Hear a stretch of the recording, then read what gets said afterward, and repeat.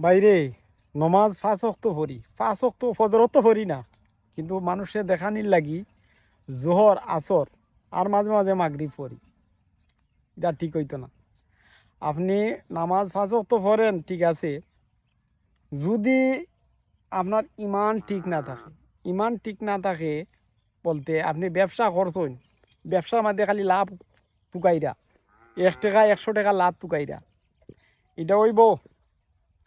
আপনি 1 টাকা 100 টাকা লাভ করা, রমজান মাস আইছে, হারে ভাই রমজান মাস আইছে, এই রমজান মাস আর আইব নি, 1 বছর পরে আইব, লাভ এই রমজান মাসে করিলাই, বুঝছো নি? মনে করুন 10 টাকার এই পেঁয়াজের দাম 50 টাকা করিলা, হইল নি? আপনি 10 টাকা কিনা পড়ছে, এটা 50 টাকা পেঁয়াজ বেচোন, এটা হইল নি? আপনি সানা পেঁয়াজ বা খেজুর, রমজান মাসে খেজুর, অনেকেই কয় আল্লাহ রমজান মাস আইছে এখন লাভের সময় যায়। বাইরে রমজান মাস খালি লাভের সময় যায়, ঠিক আছে, আল্লাহ পরীক্ষা কররা। আপনি রমজান মাস আইলে আপনি কিতা করুন?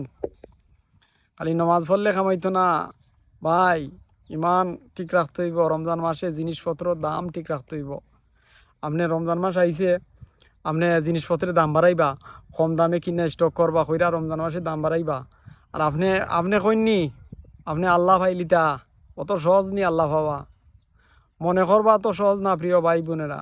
রমজান মাস আইছে, যদি আপনার দেওয়ার তৌফিক থাকে জিনিসপত্রের দাম কমাইয়া রাখুন। আমাদের দেশে এখন ট্রেন্ডিং ভরে গেছে, রমজান মাস আইলে জিনিসপত্রের দাম সুবাইয়া বাড়ানি। সব কিছু এভরিথিং, নিত্য প্রয়োজনীয় যত জিনিস আছে রমজান মাসে দাম বাড়ানি। অন্যান্য দেশও যাওকা, ইহুদিদের দেশও যাওকা, গিয়া দেখোকা তারা রমজান মাসে দাম কমাই রাখে, তারা লেখা রাখে রমজান মাস উপলক্ষে ছাড়। আর আমরা বাংলাদেশেও রমজান মাস উপলক্ষে মানে তারা আরো দাম বাড়াইয়া রাখে। এটা হইল নি? এটা হলো মুসলিম কান্ট্রি, হয়েছে মুসলিম কান্ট্রি। রমজান মাসে আপনি খালি দাম জিনিসপত্র দাম বাড়াইয়া রাখবা, একদিন আপনি ধরা পড়বা প্রিয় ভাই বোনেরা, একদিন ধরা পড়বা, দেখবেন বয়স হয়ে গেছে 50 বা 50 হয়েছে না, 30-40 হয়ে গেছে, আপনার সমস্যা আইছে, আপনার শরীরের সমস্যা আইছে, হার্টের সমস্যা, উচ্চ রক্তচাপ, কত বেমার আজারে দেখা দিছে। বা এই ক্লিনিকে গিয়াও দেখা যায় লাখ লাখ টাকা খরচ হয়ে যার। কিতা লাগি ওর? আপনার জুলুমের কারণে, আপনার আমার, খালি আপনার না আমার, আপনার আমার সবার জুলুমের কারণে এই জিনিসগুলো হয়। দয়া করে প্রিয় ভাই বোনেরা, রমজান মাস আইলে জিনিসপত্র দাম কমাইয়া রাখুন ভাই। আখেরা যদি সুস্থ রাখতে হয়, খবরের আজাব যদি মুক্ত পাইতে হয় খবরের আজাব থেকে, তাইলে রমজান মাসে জিনিসপত্র দাম বাড়াইয়া না ভাই। রমজান মাস মানে রহমতের মাস। আমরা হুজুরারা কইন বা হুজুরের ওয়াজও আমরা শুনি, 170 মানে একটা নেকি করছেন 70টা নেকি সমান হয়ে গেছে। ভাইয়ান রমজান মাস আইবা, জিনিসপত্র দাম কমাইয়া রাখি আর খালি তওবা করবা আল্লাহর কাছে, আল্লাহ মাহবুদ আমারে মাফ করিয়া দাও, এবং তাজুদের নামাজ বেশি বেশি করে পড়বা।